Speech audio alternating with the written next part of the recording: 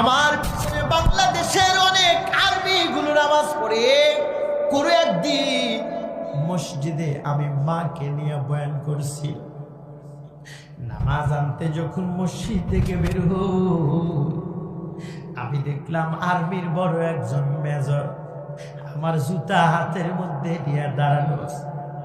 আসার সঙ্গে সঙ্গে জুতা দিয়ে আমার হাত ধরে হাউমাউ করে কান্না শুরু।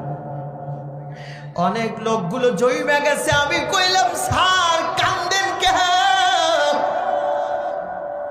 স্যার কয়, হুজুর আমি যেই সময় ছাত্র ছিলাম আমার আদরের বাবা মা বাইসা ছিল, আমি খাওয়াইতে পারি নাই, সংসারে বড় অভাব।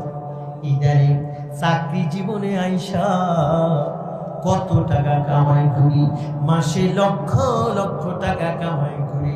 আমার টাকা কত মানুষে খায়, আদরের মা বাবা বাইসা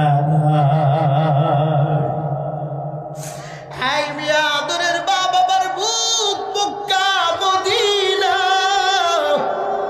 যতবার করে তাকাইবা এই সন্তান কবুল করা হজে নেকি পাইবে।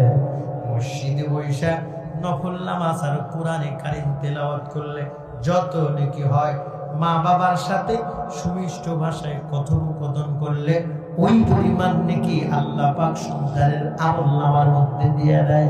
সন্তানের ভালো আচরণে অসুস্থ আব্বা আম্মা সুস্থ পাওয়া যায়, আবার সন্তানের পাগলামির কারণে সুস্থ আব্বা আম্মাও অনেক সময় অসুস্থ হয়ে যায়। কথা ঠিক কিনা?